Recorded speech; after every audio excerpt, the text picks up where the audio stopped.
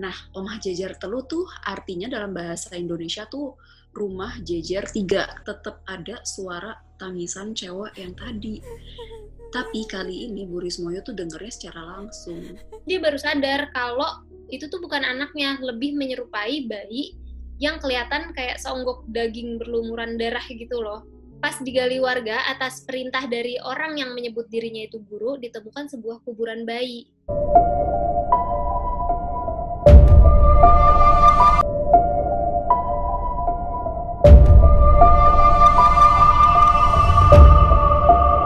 Akhirnya keluarga Pak Ridwan tuh nggak diganggu lagi nih sama hantu-hantu yang menyerupai tetangga-tetangganya tadi, yang ada yang mirip Bu Rismoyo, ada yang mirip Pak Ageng gitu. Tapi ternyata keadaan tuh bukannya getting better, tapi getting worse gitu. Sampai suatu malam Pak Ridwan tuh baru pulang dari luar kota. Zaman itu tuh belum ada HP, jadi dia tuh nelfon dari wartel di samping tol ke rumahnya buat ngabarin kalau misalnya ini Mas mau pulang ya gitu. Nah, lama tuh istrinya nggak angkat-angkat. Akhirnya diangkat lah. Terus mereka ngobrol. Tapi sayup-sayup si Pak Ridwan tuh nggak dengar. Kayak, kok ada suara orang nangis gitu. Sampai si Pak Ridwan itu nanya nih ke istrinya, Dek, Acung nangis katanya gitu. Buat yang nggak tahu, Acung ini adalah nama panggilan buat anaknya yang bungsu yang masih baru berapa bulan, itu yang masih bayi banget itu. Nah, tapi istrinya tuh diem dulu. Terus istrinya bilang, enggak Mas, Acung lagi tidur katanya gitu. Nah, terus kayak Pak Ridwan tuh nggak percaya kan Acung tidur, karena dia nggak denger banget nih ada suara orang nangis dari ujung telepon, kayak pelan banget. Terus kayak nanya berkali-kali, tapi istrinya kekeh kayak, enggak Mas, Acung lagi tidur kayak gitu. Ya udah, akhirnya Pak Ridwan lanjutin perjalanan dia, tapi di jalan tuh dia malah jadi nggak tenang karena dia takut terjadi sesuatu gitu di rumahnya gitu, terjadi sesuatu ke keluarganya gitu kan. Hal ini tuh dilihat juga nih sama si Kernet Bus, sampai akhirnya si Kernet Bus ini tuh ngomong gitu kayak, ada apa Pak? Kok kayak ada masalah gitu. Karena si Pak Ridwan tuh kelihatan kayak gelisah banget gitu kan. Pak Ridwan tuh ditanya kayak gitu cuman senyum doang, cuman kayak balas senyum karena dia kayak, apaan sih ini ngajak ngobrol gitu kan. Nah, terus akhirnya tuh Pak Ridwan kayak bilang, saya berhenti di sini ya Pak gitu. Nah, pas Pak Ridwan bilang, saya mau turun nih di sini gitu misalnya. Sebelum Pak Ridwan turun tuh si Kernet Bus ini ngomong dulu, Pak, nanti kalau pulang nggak ada salahnya mencuci kaki dulu. Dan jangan lupa untuk melihat bayangan. Ngomongnya gitu. Pak Ridwan tuh awalnya nggak ngerti, terus kayak apaan sih nih Kernet Bus gitu kan, umurnya aja paling setengahnya umur gue gitu. Jadi kayak ya udah dia turun aja. Tapi pas turun tuh sampai si busnya jalan, Pak Ridwan tuh masih ngeliat si Kernet Bus ini tuh masih ngeliatin dia gitu. Nah, jarak jalan raya ke rumahnya Pak Ridwan itu nggak terlalu jauh, makanya dia memutuskan untuk ya udah jalan kaki aja gitu kan.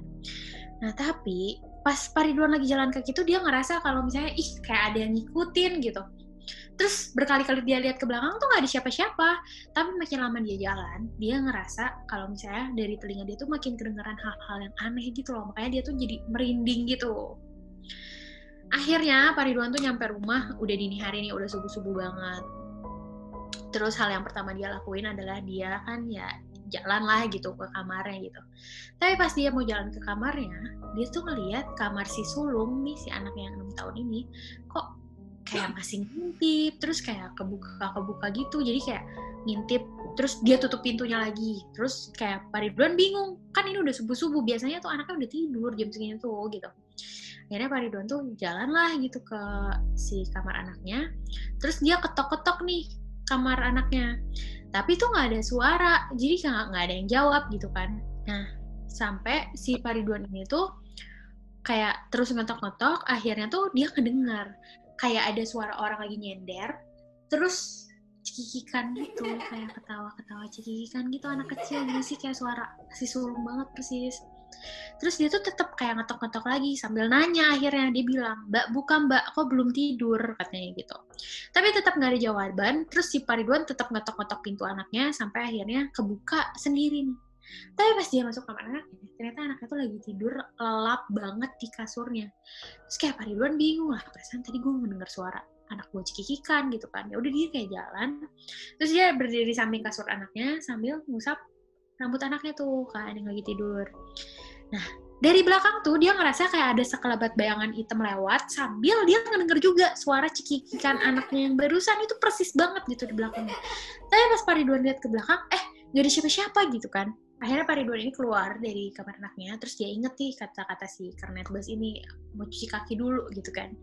Terus pas dia jalan mau kamar mandi, tiba-tiba dari arah kamarnya itu dia ngeliat istri sama anaknya yang bungsu si Acung ini lagi digendong sama istrinya, terus kayak nyamperin mereka gitu, nyamperin si Pak Ridwan gitu. Terus udah gitu, si istrinya tuh kayak, sudah pulang mas, nanya gitu ke si Pak Ridwan. Tapi ada beberapa hal yang bikin Pak Ridwan tuh bingung banget sebenarnya di malam itu tuh, kayak kok rambut istrinya digerai, padahal biasanya istrinya tuh nggak pernah banget digerai rambutnya, jadi selalu diikat gitu kan. Terus yang kedua itu, kok posisi gendong anaknya tuh aneh gitu, karena kan biasanya kayak kalau orang tuh punya posisi pewe-pewean gitu ya untuk gendong anak tuh, kayak kok aneh banget posisi gendong anaknya. Terus yang ketiga, Pak Ridwan tuh bingung gitu karena istrinya tuh nggak pernah pakai dasar putih, tapi malam itu tuh istrinya pakai dasar putih gitu. Nah terus karena si Pak Ridwan kayak cuma ngeliatin anak sama istrinya doang, si istrinya tuh nanya nih, lihat apa mas, sini katanya gitu, sambil nyeringa yang serem banget gitu, sambil senyum yang mata kosong yang serem banget gitu. Walaupun merasa horor, tapi kan Pak Ridwan mikirnya, udahlah orang ini istri gue gitu kan. Udah dia tuh tetap jalan nyamperin. Tiba-tiba si Acung ini nangis. Ya udah si istrinya tuh balik kayak nimang-nimang si Acung ini lagi. Terus ya udah Pak Ridwan kan mau ke WC awalnya kan. Ya udah dia kayak, ya udah balik lagi ke WC deh gitu. Nah, pas dia lagi mau cuci kaki banget, dia ngeliat kayak di belakangnya gitu, si Acung nih yang masih berapa bulan kayak berdiri gitu. Dia kan bingung ya kenapa si Acung berdiri, orang ngerangkak aja belum bisa gitu kan. Terus gak lama dari belakang si istrinya tuh jalan nyamperin dia, terus bilang gini, Acung pinter mas, bisa melaku katanya. Kayak Acung pinter mas bisa ngelakuin itu gitu. Nah ya udah tuh karena si Acung ini kok nggak tidur, terus kayak Pak Ridwan, ya udahlah gue Nina boboin aja nih sendiri. Jadi malam itu tuh si Pak Ridwan kayak Nina boboin Acung lah akhirnya sendiri, karena nih anak kok nggak tidur gitu di ruang tengah kan. Dari Nina boboin, istrinya cuma ngeliatin doang sambil duduk di kursi gitu. Terus udah gitu, oh ya udah nih Acung udah tidur. Pas dia mau jalan ke kamar si Acung nih mau kayak nidurin anaknya, dia kayak ngeliat tuh si sulung kok bangun lagi, ngintip-ngintip lagi sama polanya, kayak buka pintu gitu-gitu lagi. Terus sampai si Pak Ridwan ini tuh nanya ke istrinya, Dek, itu anakmu kok gak tidur gitu. Terus istrinya cuma jawab gini, siapa katanya. Terus si Pak Ridwan jawab lah, itu si mbak, itu loh ngintip terus. Terus istrinya malah jawab gini, aneh banget, sambil ketawa kecil istrinya jawab, biarin aja, nanti kalau lelah juga tidur sendiri. Terus Pak Ridwan tuh cuma diem kayak, kok aneh banget, ini semua tuh ngebingungin banget buat dia gitu. Habis itu tiba-tiba si Pak Ridwan masih gendong anaknya nih, mau jalan kan ke kamarnya, terus telepon bunyi. Terus dia bingung kan kenapa teleponnya bunyi gitu. Terus kayak dia ngelihat ke arah istrinya juga ngelihat dia gitu kan, siapa nih yang nelfon subuh-subuh, karena itu tuh udah posisinya jam 2, jam 3, jam 4-an subuh gitu. Kayak udah akhirnya dia tuh walaupun kayak agak ragu gitu, tapi dia tetap angkat teleponnya. Setelah diangkat dia ngomong kan, halo, gitu. Terus ternyata di balik telepon itu ngomong gini, Mas di rumah. Ternyata itu istrinya guys. Terus Pak Ridwan tuh bingung banget kan, dia tuh cuma diem doang gitu posisinya. Terus si suara di balik telepon ini, suara istrinya ini ngejelasin, aku dari sore ke rumah ibu sama anak-anak. Tadi wes tak hubungi tempatmu kerja, katanya kamu udah balik. Nggak tahu kenapa aku nggak tenang, makanya aku nelfon mas, katanya gitu. Pak Ridwan langsung lihat lah ke arah istrinya ini. Terus kayak istrinya juga lagi ngeliatin dia kan. Terus kayak Pak Ridwan bener-bener cuman kayak diem doang, karena dia tuh bingung ini siapa gitu kan. Terus akhirnya setelah penjelasan dari istrinya, si Pak Ridwan tuh nutup telepon lah pelan-pelan. Dia masih gendong Acung, dia jalan ke kamarnya. Jalan ke kamarnya, yang dia tuju tuh pertama adalah lemari. Terus akhirnya dia buka lemari, dia cari tuh si kemuning yang dikasih sama si guru ini, yang segede ibu jari itu. Dicari kemuning, kok nggak ada. Dia tapi masih kayak sok cool gitu, kayak santai. Nyari pelan-pelan, kok nggak ada. Sementara di gendongan dia nih si Acung, kok makin berat gitu kan. dia tetap nyari tuh dengan tenang sih kemuning ini, tapi tetap nggak ada. Sampai akhirnya dia tuh kayak ngeliat di sudut matanya gitu, ada kaca gitu kan di balik lemari, dia ngeliat di sudut matanya. Ternyata yang ada di gendongan dia tuh bukan si Acung, tapi tuh kayak lebih kayak tuyul gitu loh, bocah kepala gundul gitu. Nah terus si sulung ini sama istrinya tuh nyamperin dia kan, akhirnya nyamperin dia dari belakang tuh, dia ngerasa ada yang nyamperin gitu. Pas dia ngebalik, dia lihat si sulung ini kayak malu-malu gitu kan awalnya, tapi lama-lama berubah jadi sesosok kayak yang berkain kaftan, kalian tahu lah itu apa, tapi mukanya benar-benar hitam banget, gosong banget gitu, tapi tingginya tetap setinggi si sulung. Terus udah gitu istrinya tuh masih kayak diem doang ngeliatin dia gitu kan. Terus gak lama istrinya tuh kayak ngeluarin, kayak ngebuka telapak tangan gitu, terus ngomong, cari ini mas, ngomong gitu. Ternyata si ini tuh ya kemuning yang dia cari gitu loh. Nah pas lihat ke istrinya tuh, ternyata istrinya tuh bukan istrinya gitu loh guys. Jadi ternyata ini tuh lebih ke sosok perempuan yang kepalanya daklek gitu. Nah terus dia juga nyeringai ke si Pak Ridwan, terus ngomong, anak saya di mana, katanya gitu. Pada saat itu Pak Ridwan tuh pengen banget lari, ya iyalah ya serem banget gitu. Tapi dia tuh ngerasa kalau dia tuh aduh gak bisa lari gitu loh, malah jadi kayak diem aja gitu, kayak patung. Nah sedangkan dia juga baru ngeh ternyata di atas lemari itu dari tadi ada sesosok kakek-kakek yang udah tua, keriput banget, tapi badannya dipenuhin bulu, lagi ngeliatin sambil melototin dia gitu. Terus udah gitu, nah udah tuh akhirnya, terus Pak Ridwan tuh tiba-tiba bangun di hadapan banyak orang banget, kayak rame banget gitu. Terus di depan dia ada bapak-bapak bersorban putih gitu. Terus gak lama istrinya juga nyamperin dia sama dua anaknya ini kan, nyamperin dia. Terus si Pak Sorban putih itu atau Pak Kiai akhirnya itu tuh kayak nepuk-nepuk bahu dia sambil ngomong gini, rumahmu sekarang dipenuhi setan yang kau bawa entah dari mana, yang gitu. Nah Pak Ridwan ini nggak ngerti kan, tapi istrinya tuh langsung ngejelasin. Jadi ternyata Pak Ridwan ini udah nggak sadar selama 1 minggu. Jadi Pak Ridwan tuh kayak orang lain gitu 1 minggu ini. Jadi sikapnya aneh gitu loh, suka nangis di dalam kamarnya sendirian gitu. Tapi si istrinya pun nggak bisa ngapa-ngapain gitu, kayak ya udah bisanya cuma berdoa doang di dalam rumah. Sampai akhirnya istrinya tuh memutuskan untuk ya bilang ke Pak RT, ya udah Pak RT ketujuan awal dia lah, panggil Kiai gitu kan. Nah terus akhirnya tuh ya udah tuh Pak Kiai juga menunjukin sesuatu. Jadi ini semua tuh ada hubungannya sama bayi yang tadi ditemuin di bawah pondasi rumah Pak Ridwan. Jadi secara singkat nih, orang yang bangun rumah ini tuh pasti memang ada niat buruk ke Bu Rismoyo atau ke Pak Ageng gitu loh. Jadi si bayi ini dikubur, niatannya tuh biar si tanahnya bangunan itu jadi kuat gitu. Tapi kuat dalam artian gaib gitu loh guys. Nah udah gitu Bu Nani juga ngomong tuh akhirnya kalau misalnya semenjak si bangunan rumah Pak Ridwan ini dibangun, emang jadi si Bu Rismoyo ini ngerasain hal-hal yang aneh gitu loh. Jadi tiap malam Bu Rismoyo tuh kayak didatengin sosok tak kasat mata, terus kayak datang untuk mijetin kaki sama badannya Bu Rismoyo. Terus kan Bu Rismoyo ya ketakutan lah setiap malam gitu kan. Pas Bu Rismoyo ini mulai baca doa, si sosok tak kasat mata ini tuh malah kayak ketawa gitu, kayak ngeledekin gitu loh. Terus kayak ngikutin Bu Rismoyo baca doa apa gitu, jadi sama baca doanya gitu loh.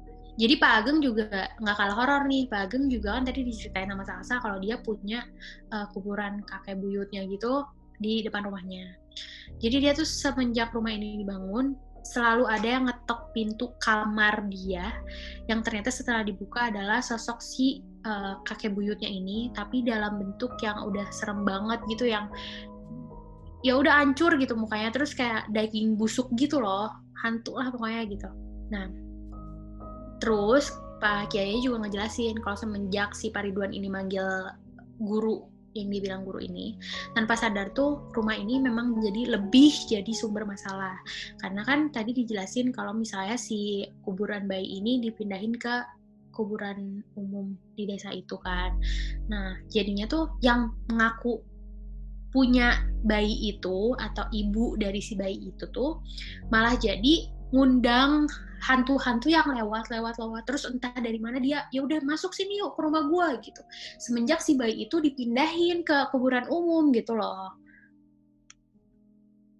Terus akhirnya Pak Kiai ini ngasih satu botol gitu kecil banget, botol bening, terus dilapisin sama kertas kuning, terus diikat pakai akar serabut, bilang saya minta izin ya untuk ini tuh ditanam di bawah rumah, katanya di bawah tanah fondasi rumah ini, katanya gitu.